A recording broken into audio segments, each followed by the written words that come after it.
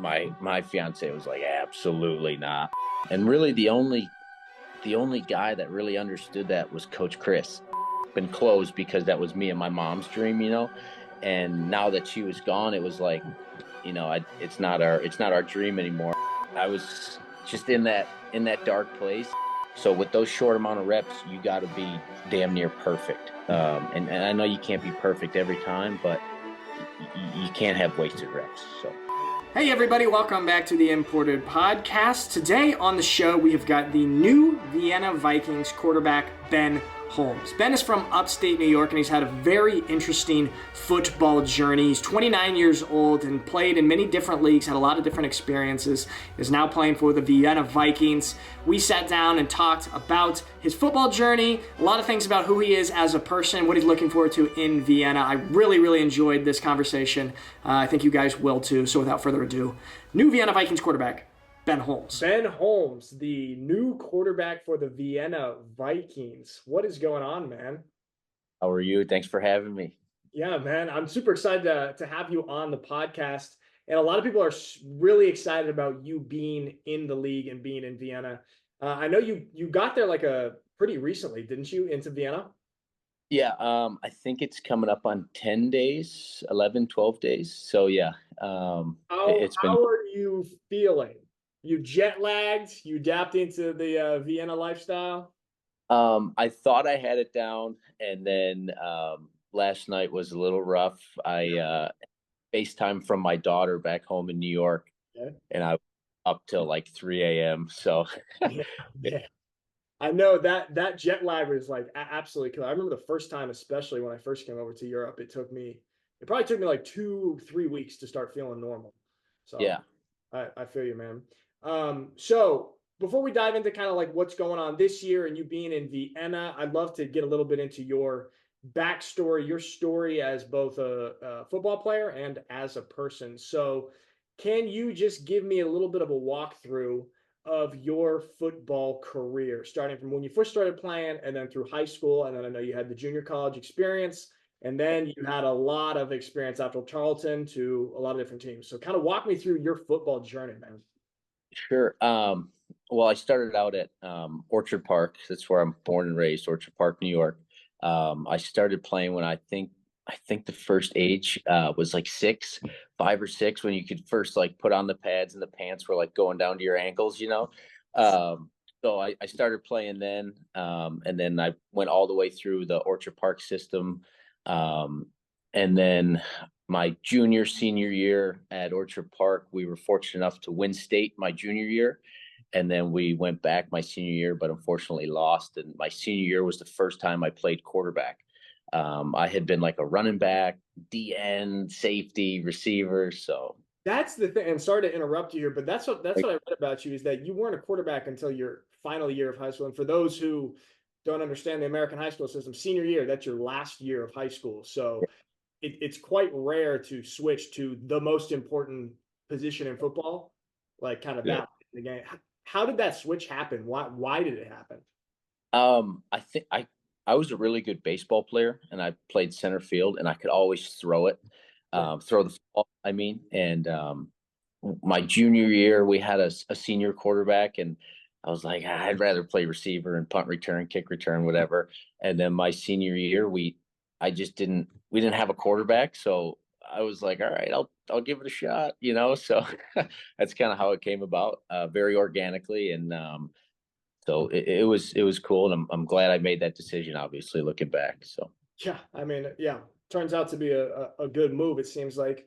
All right, so you had that high school experience, turning into a quarterback a little bit late, and then you go to JUCO, Nassau Community College, I believe, right? yep, Can you yep, walk me through I guess maybe your college recruiting yeah, experience? How did you end up at the JUCO, and what yeah. was that experience like?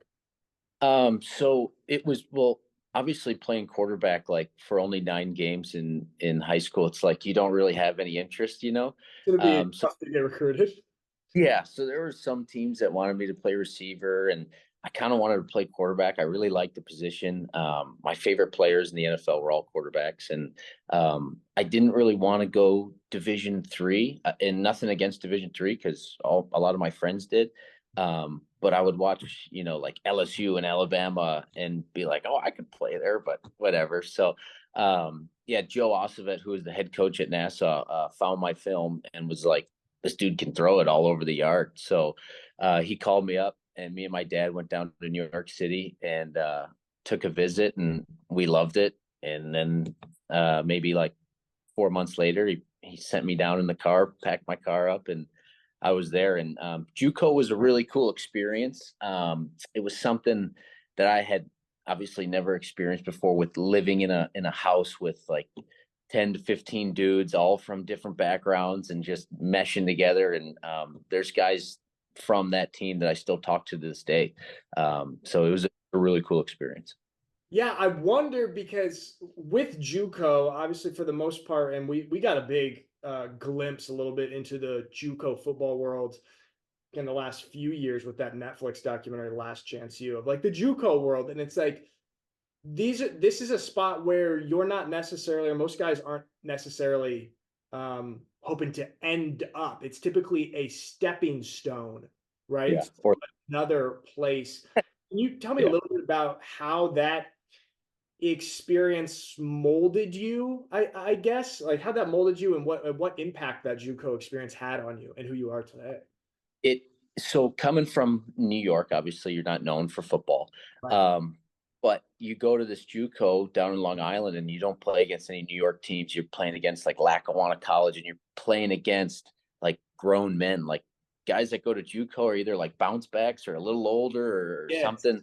And I was just this 17-year-old kid, 18-year-old kid, like going out there slinging it and not caring.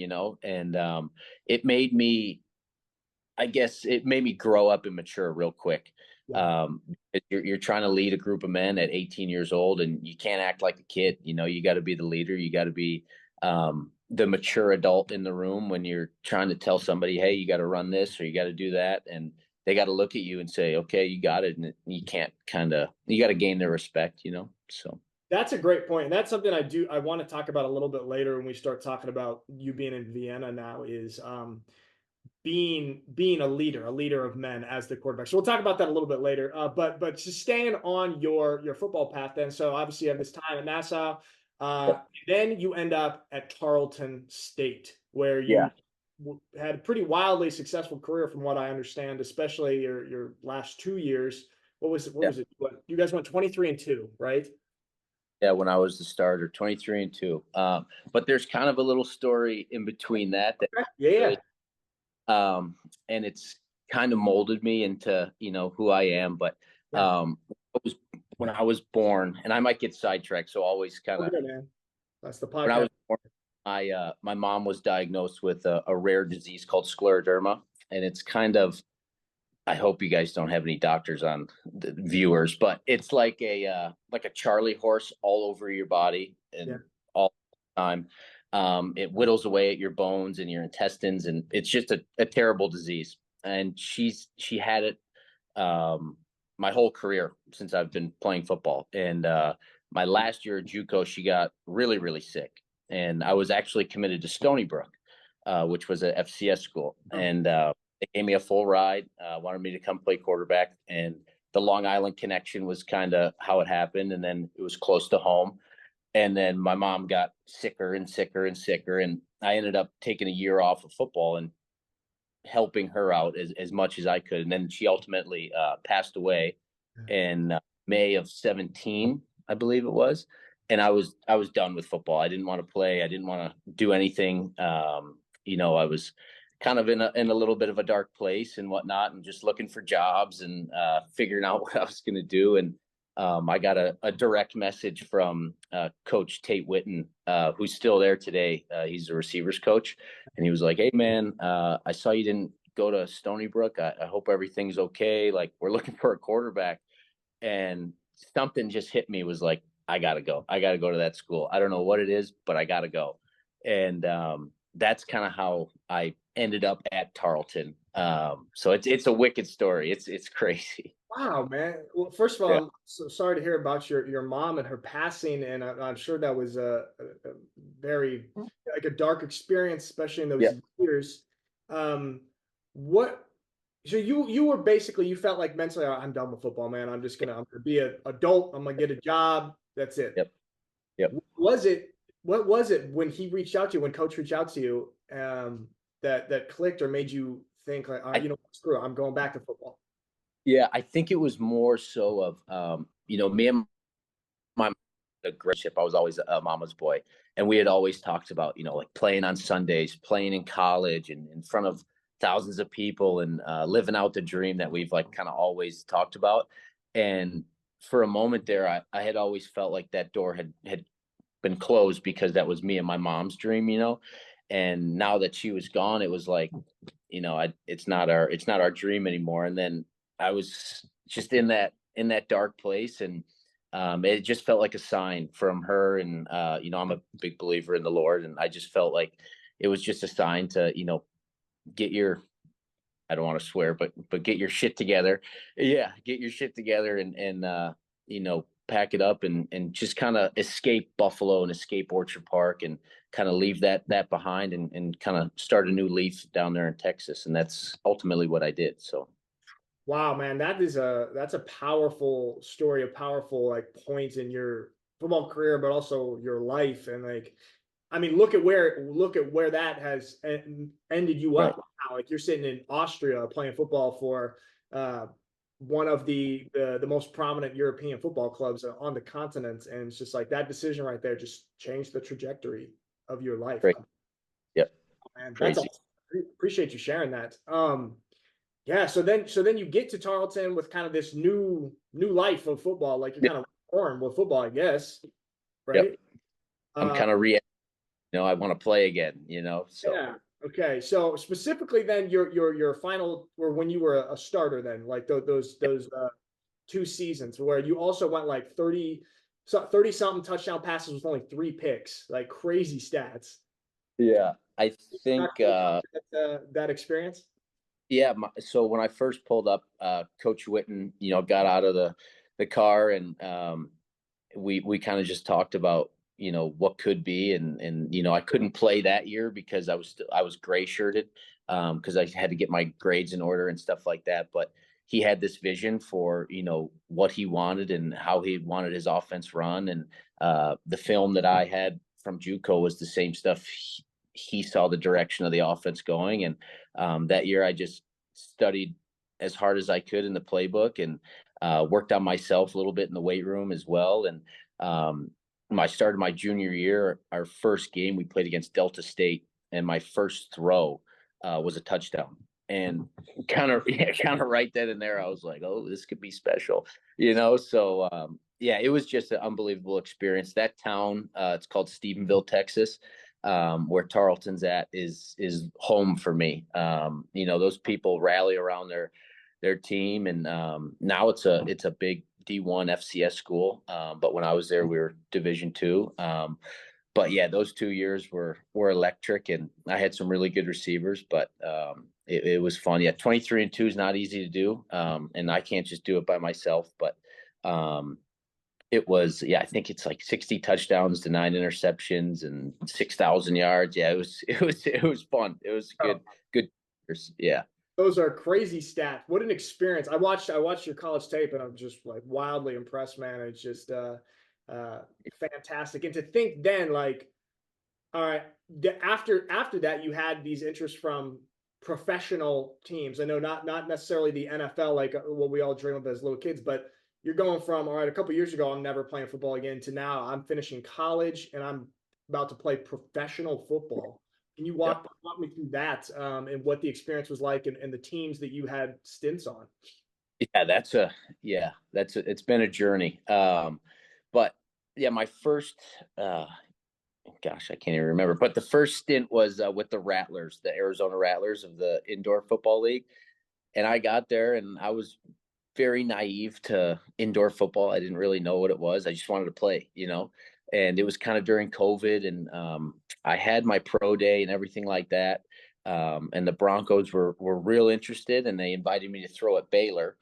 And but then COVID shut it down, so I didn't hear anything else. So then, fast forward to the Rattlers, they called me and said, "Hey, might be a good idea, whatever. Kurt Warner played in the indoor league, all that, whatever. And we get like the second game, and the guy that was playing in front of me takes this vicious hit into the boards. And right then and there, I was like, this is not for me. So we get on a bye week, and I get a call from my old JUCO coach, and he's at the spring league down in Houston. And he's like, hey, our quarterback's kind of not really working out for us. Can you come down? I'm on a bye week for the arena team. I'll be there tomorrow if you need me. And we got on the phone, ironed out some details, and I drove right to Houston from Arizona. So I kind of said that's enough of the arena deal after I saw that. So yeah, I mean, that arena football is crazy. Some of those hits up against the board is just, yeah, you got to really love football to play that style of game. and something else. Like that's like a hybrid of the sport, even, man. It's like, Yeah.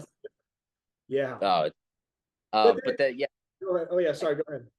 Yeah, I get to the spring league. I end up starting the last 3 games, have some decent success. I didn't really know the playbook all too much, but tried to do what I can, and didn't really know who I was playing against until after the fact, where you're like, oh, that guy was a 5-star, or that guy was in the NFL or whatever. We played against Ryan Mallett.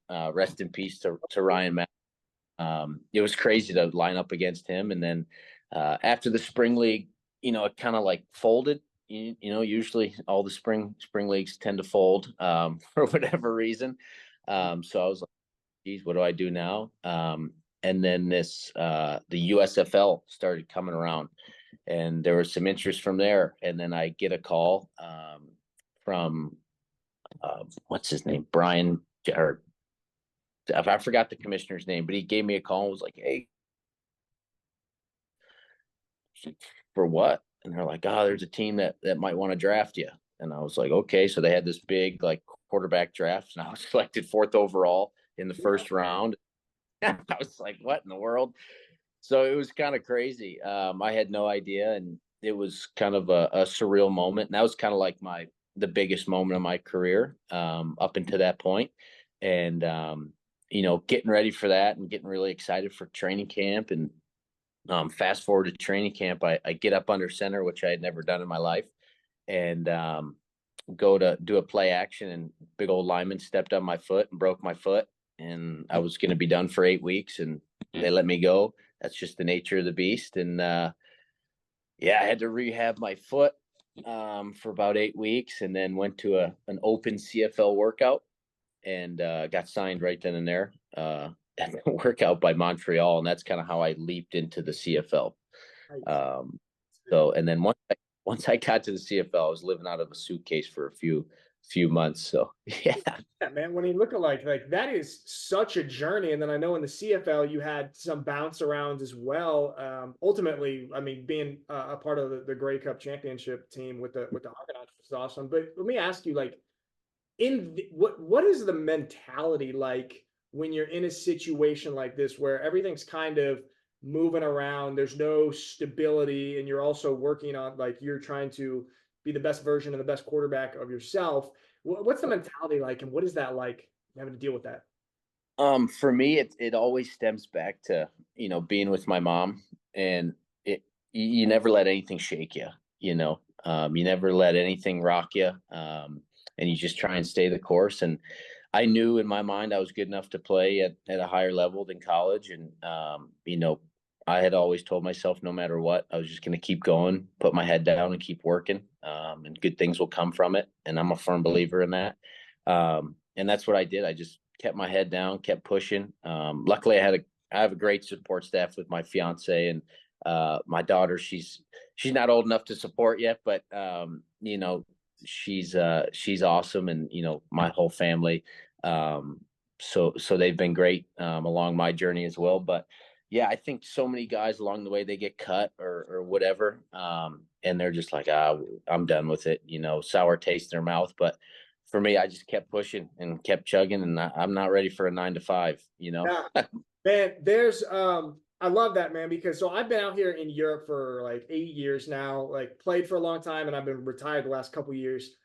So I've seen a lot of players come out here, and sometimes teams will be like, "Oh, we're signing this Division 1A quarterback, played at Ohio State, whatever."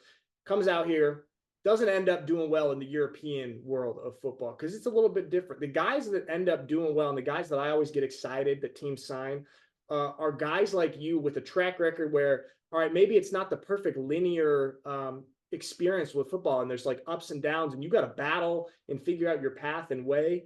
And these are the type of guys that always end up having a lot of success out here in Europe with a little bit maybe untraditional path and just having to figure it out, man. So I think this kind of the way that you've done it is going to set you up for a lot of success out here in Europe with all the experiences, man. I appreciate that. Yeah. Sure. It's been the road less traveled, if you will. Yeah. There's a famous, I forget what the exact quote is. One of these famous writer guys wrote something good. We'll put it in the post-production. All right, man. So then you've got all this experience, the CFL, indoor, everything, spring. Vienna Vikings. So this is last fall, last early winter, I guess.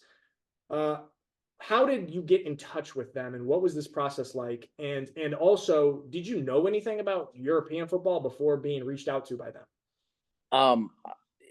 And it sucks to say, but I knew nothing about Europe or European football. Yeah, I can't even lie to you. I didn't know much. Me neither, but man.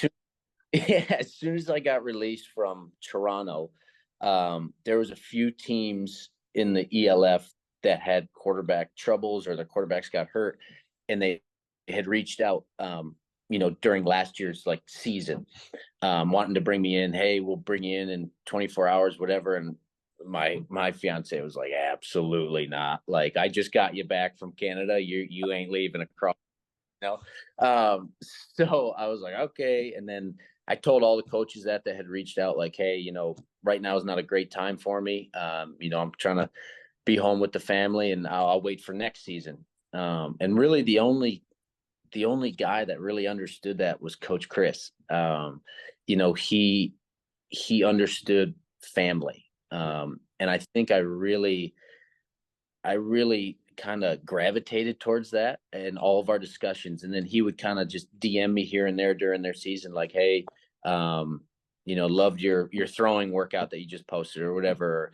There might be an opportunity for you after our season. You don't know. And I said, yeah, just keep me posted. And then it kind of ramped up a little bit after the ELF season. And, there was about 4 or 5 teams that had contacted me. It was like, hey, what do you think? I'm like, well, you don't have to go through me. You got to go through my fiance here. So the only coach to get on FaceTime with my fiance was Coach. So I, right then and there, I was like, that's where I'm going. If she says yes, and they spent like an hour and 20 minutes on FaceTime just talking, like not even football, You weren't a part of it. It was them too.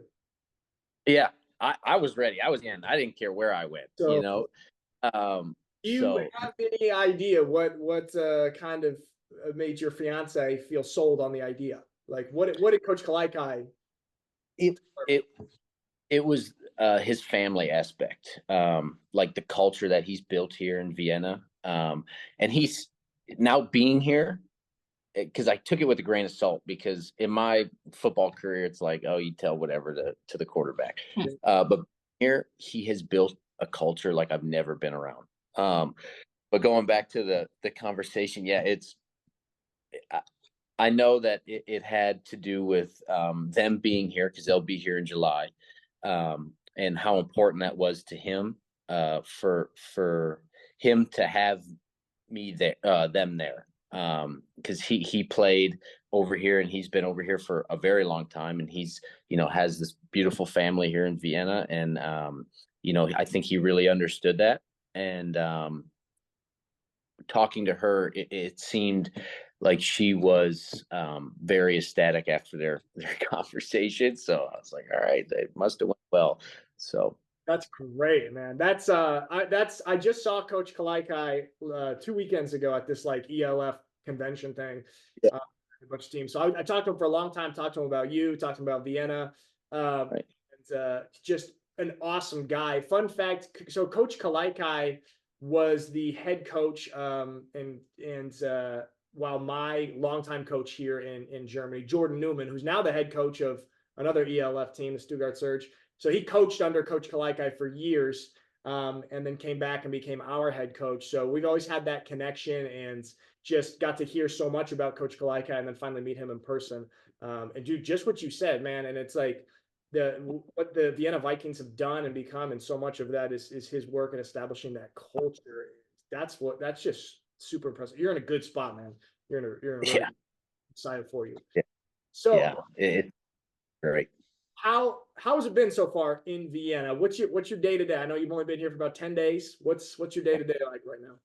So for me, and that's like a whole nother conversation we can get into, but the culture of like the football and like what guys do day to day is just a complete 180 from what I'm used to. I'm used to being up at 6 in the office at 6:30, getting breakfast, going to lift, then going to watch film, then practice, then film again, then studying on your own.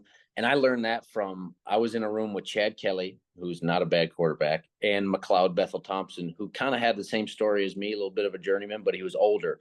He's about, I think, like 36, 37 now. But McLeod and Chad really kind of molded me into, who I am and how I attack the day. And then, first day here, I'm like, all right, it's 6:30. I feel like I should be at the office. I get there, nobody's here. And because everybody has jobs, like a couple of our receivers are like physios and doctors, and it's like they're like, yeah, they're not going to be here. So it's wild. Yeah. It's crazy. That's like a huge culture shock when you're coming from the States, and then you see, like, oh man, my number one receiver, he's a doctor or a dentist. He'll actually be late to practice because he's in surgery. Right. It's crazy. But getting back to your question, the city itself is beautiful. And I come from, the countryside. Orchard Park's kind of like a suburb of Buffalo. And I'm not used to like riding the train and like public transportation and all that. And it's been great. It's super fun. And you can get anywhere really quick. And I feel like if I had a car here, I'd probably crash it. Because it's just nuts how people drive around here. Oh, it's a different world. But yeah, it's great for that public transportation. And it's like, there's some of those things that are like kind of consistent around Europe in general. Like I'm in Germany, but there's a lot of similarities to Austria, and just something like that, like public transportation that's just super efficient, works great. You can get around the city. And so it's awesome. And it's fun to have, like, of course you got the football aspect of everything, but then to get a little bit of like the travel and the new culture aspect of being an import is it's a fun thing, man. So you guys have had I mean, I know you weren't part of the team last year, but you are now, obviously, the new quarterback. Vikings made it to the semifinals last year. And I don't know how much you know about kind of the tradition of the Vienna Vikings, but what would you say your expectations are for your first year here in the ELF? I guess both personally, you as a quarterback, and then in kind of leading this team. Yeah, I think personally, I think you said it before, being a Jew coach, just being a leader of men. And I think that's my first goal is to lead this team, to be the guy that everybody looks at in a tough situation, in a good situation, when there's questions. I want to have an answer for everything. And then when we're out on that field, I want them to look at me and have like a comment. I want to be a calming presence to them, if that makes sense. But for me, obviously, it'd be great to throw for whatever amount of touchdowns and whatever and win whatever. But to me, it's more about team. I'm very team oriented. So to answer the second part, obviously you want to win a championship, right? But I think Coach Chris talks about it every day, and it was kind of my motto as well, being in college, is being 1-0, whether that's 1-0 in practice, 1-0 in the film room, 1-0 each and every single day coming here. And no matter what happened in the outside world, walking into this facility, you just let it go. And then you just focus in on your football job, because it is what it is. It's a job. It's your second job. But for me, it's my first job. So it's just having that focus, that mentality that we're going to be 1-0 each and every single day. And we're not going to have a wasted rep. I think that was my biggest point of emphasis to the offense, is no wasted reps, no wasted time. because you don't get a lot of time out there on the practice field. And that's kind of what I've learned in my short time being here is it's quicker, and the days aren't as long and the reps aren't as high. So with those short amount of reps, you got to be damn near perfect. And I know you can't be perfect every time, but you can't have wasted reps. So That's the absolute perfect mentality, especially for European football, where every rep is precious. You have a much more limited amount of time on the practice field and with everything. That's the perfect mentality, man. I love that. Ben, like you touched on it, of being a leader of men. Quarterback is the most important position on the football field and a position that must be a leader. Can you talk a little bit about what it means to you to be a leader and maybe what your leadership style is like? Yeah, for me, I think I was kind of thrown into a leadership role early in my life, being in that JUCO realm and being so young in that room with older people. So naturally, I was kind of a leader, I guess, if you will. But I love it. I love being in that position. I love, not the attention, but more so getting guys to play around you and play for you and play with you. And um, kind of to your level, and getting them to kind of see things how you see it. But I think for me, the best part is when, you have a group of men, and they could be older, they could be younger, but then just that vision that you have, and then now that vision becomes their vision, and it kind of all comes together as one, and you can see it. Like in the film room, we'll be watching film and I'll be like, hey, get to that second window for the dig. Don't chop it, round into it. Let me get into my reads, get into that second window. And then we finally hit it on the field and you're like, wow, like there it is, that's what I'm talking about. And then they see it. And then that's when that trust builds and the leadership can grow from there. So I love it. It's like you said, it's the most important part of, being a quarterback is having, a leadership mentality. And I think I'm more of a teacher, I like to teach guys certain things about football that maybe they don't know or that I've learned from over the years, and then to turn it around and they can teach me as well. Because there's some things in Europe like that I don't know about, certain maybe slots or windows or holes in the defense that could be different. But yeah, I'm not much of a yeller or like a intimidator. I don't have an intimidating presence. So I'm more of a teacher and kind of like a follow what I do sort of mentality.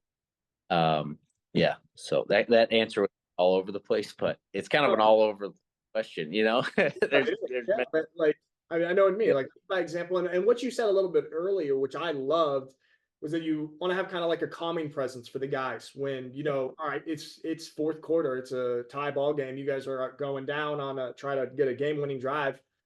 Fans, everyone going crazy. Like you look to Ben, you look to the quarterback, and he's calm. And this is like sets the tone for how we can be as a team. Is there anyone in your football career, or maybe not even just your football career, but in life, who was somebody that you looked up to and was a leader and that you admired and maybe you learned some stuff from? Yeah, I think, when you ask football guys that, it's always like a coach, like a coach that they looked up to or a teacher. For me, it was, there's a lot of guys, but the coach at Tarleton, Coach Witten, he never really got rattled. He would always kind of stay in this weird little flow state of, nothing really shook him, nothing really bothered him. Obviously he'd get ticked off if I threw it out of bounds or something. But he just had this presence about him that he was just chill all the time. It didn't matter if we were up or if we were down, or fourth quarter we needed a big drive, and that's kind of where I developed it a little bit. And then McLeod, in Toronto, Bethel Thompson was a guy that you could look to, and he's just a great leader. And he's kind of that teacher aspect, and that's kind of who I had looked up to when I was, getting my feet wet in the CFL. I wish we could have spent more time together because he's just a great human. Outside of football, he's just an unbelievable human being, and he's a father as well. So we kind of shared some, similar, I don't know, traits, I guess, if you will, and talked about fatherhood. And he's kind of like a hippie from Cali, so he taught me some cool stuff and whatnot. But it'd probably be those two in my football career, and then my mom, outside of football, just battling what she had to go through day in and day out. Never really telling or letting anybody know she was hurting and in pain and whatnot. So yeah, those three people, I would say, are the three people I kind of pull from. That's awesome, man. That's awesome. Super inspiring. You touched on it, of him also being a father and you being a father. How has becoming a father changed you? Yeah, so it's you got to grow up at some point, right? And there's certain things along your journey of life that might punch you in the face and say, "Hey, grow up," and you just don't listen to it. But being a father, you better grow up, and you better grow up quick, and you kind of put your priorities in check, and what's important. Providing for your family is really important, and not kind of being a you want to have, my daughter's name is Claire. You want Claire to look back on her younger life, and say, my dad was always present. He was always there for me. He was putting me to sleep. He was changing my diapers. She probably won't remember that, but and that's kind of what I've tried to, was just a really good father. Be there for her, and just be a calming presence for her. And that's kind of a similar trait I have of just being that calming person of when everybody can look to me and nothing really rattles them, nothing really shakes them. And then, if something happens with Claire, if she falls down or whatever, I want her to, come to me and I can be, settle her down a little bit. So I think that's the biggest thing that I've taken away from fatherhood is, patience and just staying calm. So. Awesome, man. I mean, that's just gonna be such a cool experience when they come out here, be out here. You guys are living in Europe for the summer in one of the most beautiful cities in Europe. This is gonna be an experience that you guys like look back on forever, I bet. So I'm excited for you, man. It's gonna be fun. Yeah. So they get out here in June or July? In July. Yep, in July, and then they'll stay till the end of August. Nice. And then hopefully I'm coming home at the very end of September. Very end. Yeah.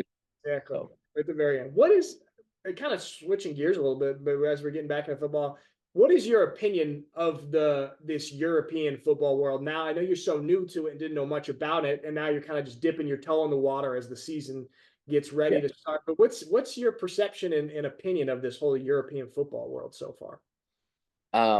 I think the number one thing that comes to my mind is growth.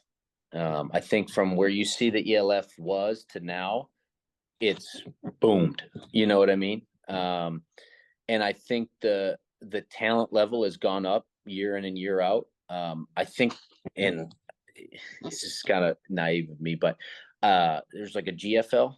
Yep. Mm-hmm. I think that was a big league before the ELF. And now it's like everybody like ELF is the NFL of Europe now. That's like the Premier League. That's where everybody wants to be. And I think you're seeing that with the talent level that some of these guys or some of the teams are signing, whether that be from America or they come from Europe. And a word that is, I have to get used to is homegrown talent. Yeah. That's a big thing. And I think the Austrian guys are really talented at playing this game. And I think here in Vienna, because I don't know anywhere else, obviously, they have like, what would you call it? Like youth programs, all the way to like AFL. And those guys like want to play for the Vikings of the ELF. And it's awesome. It's great. And it starts them young, and it's like cultural mentality, like I want to be a professional football player, where maybe in years past they didn't have this opportunity. So to answer your question, the talent level is, I didn't underestimate it, but I didn't think it would be, this depth. You know what I mean? Just don't you I know exactly what you mean, man. You like don't expect it. I remember when I first came and be like, damn, these guys are good. These guys if Yeah. this guy grew up in the States, he would be a Division I scholarship player. So it's crazy to see that, man. And then it's funny you touch on like, yeah, the homegrowns. So you got like Yeah. categories of players. You've got your American import like you, and then you've got your European imports, and then you've got your homegrowns.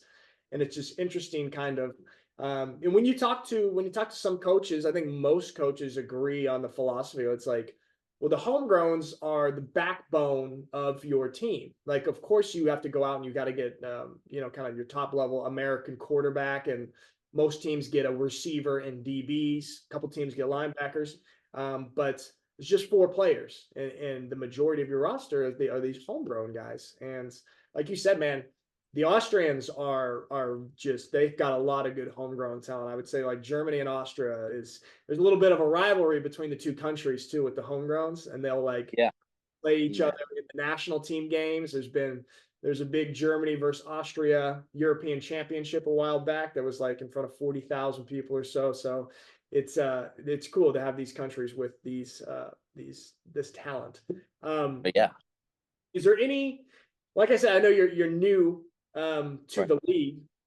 Mhm. Are there any games in particular so far that you've got like circled, like, okay, I'm excited for this one. I'm really looking forward to playing this team. I know like the Raider team, the Raiders. Yeah. Big rivalry here for Austria. So that's definitely a big one. And then I think every league game we have is obviously a big game. I don't really look at it as like, oh, I'm excited to play, a person on the team. I think it's just that mentality of, attacking and, not having to worry about, oh, I hope this team loses so we can be in the playoffs. It's kind of controlling your own destiny. So I think every game for us is a big game. And as cliche as that sounds, I think that's just kind of how you have to attack it. But I want to go see, not go see, because we're going to go play the guards, I think. But I think they're like a new name. They're the Um, series now. Yeah. yeah. So, and I'm just excited to travel Yes. to Switzerland. Yeah, so I want to see kind of their stadium and if it looks cool up in the mountains, whatnot. So I'm kind of excited about that. But yeah, other than that, I'm ready for each opponent, and I'm excited to play each and everybody and whatnot. And you respect each team. So and then you make them respect you too. So Love that. Well, what you just touched on there, man, is such a cool thing. Like, so last year I was doing, and this year I'll do it as well, a lot of media and video work for one of the teams, the Stuttgart Surge. And Cool. so I like travel with the team on away games. And our away games last year were Paris, Barcelona, Milan, Innsbruck, Austria, Zurich, Switzerland, and Munich, Germany. It's like all these iconic European cities that you're getting to travel to. And that's one of the cool things about this league is a lot of these really famous, iconic cities that wouldn't be getting to go visit if it weren't for football. And that's one of the cool things about getting to be an American import, man. So I'm excited for you to get that as well. Yeah, me as well. I think that was an also intriguing part of making this decision of coming over here is you get to travel to these cities that it's like bucket lists for people, and you're going and playing a sport. Exactly. Like imagine, I know that like Paris is not in your guys' conference, but imagine you guys meet in the playoffs. You got a semifinal game in Paris, and it's like they play right by the Eiffel Tower. It's pretty cool. So Yeah. it'd be sick. So all right, Ben, I've got this. This is a little bit of a shameless plug here, but bear with me. So I have this app. It's called Quiver. And it's a little social media, and every single day it asks all users a question, and you can't see other people's answers until you answer it. The point of the app is to get to know other people and maybe get to know yourself a little bit with questions that you wouldn't normally think about. So we're calling this part of the podcast the Quiver Corner, and I'm just going to hit you with a few questions, nothing to do with football, but just to get to know you a little bit more. Yeah. Maybe there's stuff you haven't thought about. So we're going to do a few of these quiver questions to get to know Ben Holmes a little bit more. Ben, Thanks. what is something you're better at now than you were 1 year ago? Golf. Nice. There we go. Okay, there we go. Love that. All right. Yeah. How often do you golf? If I could, every day. Yeah. I kind of have a group back home. It's my Matt Perla, Adam Balicka, and Nick Bammel, and go at it. It's always a great little matchup, and we try and get out as often as possible. So You got to get somebody on the Vikings to hook you up and find a steady course out there that you can go golfing. tried to go today, but it's been kind of crappy out. So Same here, bro. Okay, I love that. Golf. All right. All right, Ben, how do you cheer yourself up when you're in a bad mood? I tell myself at the end of the day, we can get ice cream. I have a sweet tooth. It's crazy. Yeah. And there's some really good ice cream in Vienna. Yeah. So yeah, I always just tell myself, What's your go-to flavor? cookies and cream. Very nice. Very strong. Yeah. Choice. Very strong. Yeah. You got to get, I hope on one of the off weeks, you go down to Italy and get some of that Italian gelato, man, because that is crazy. Yeah. Jordan Bua always told me that I'm missing out. Oh, Jordan. Yeah, he was at the thing last week. Yeah, that's all. I'm excited for you and him to be connecting this year. He's an absolute baller. Oh yeah. Roman. He's from Rome. All right. Yeah. Ben, if you had a personal assistant, what task would you have them do for you? Answer my texts and emails. I don't know why, but I get a lot of texts, and especially like the WhatsApp thing. I've never used yeah, I've never used it. So I get all these random texts and all these weird emails, and maybe answering my text emails and planning out my day. That's most not grueling, but you got to sit down and really like figure it out. So the Europeans love WhatsApp. We don't have that. We don't use that in America. Oh no. You're a WhatsApp user now. Yeah. Good choice. I got two more for you. What is one of the most beautiful places you've ever seen in person? Obviously not in Europe. It's called Lake Tahoe. I don't know if you've ever been, but it's like you've arrived at Mars. It's unbelievable. So if you ever get a chance to go, or anybody listening, go to Lake Tahoe. Fantastic. Lake Tahoe is incredible. All right, last one, Ben. If you could relive 1 year of your life so far, which would it be and why? And not necessarily not change anything, but just to re-experience. Football wise or just life wise? Either, whichever, or both. You can life wise, everybody always probably says that you'd like to have a year back with someone you lost. So maybe a year back with my mom. And then football wise, I'd love to go back, play senior year of college football again. That was a great time.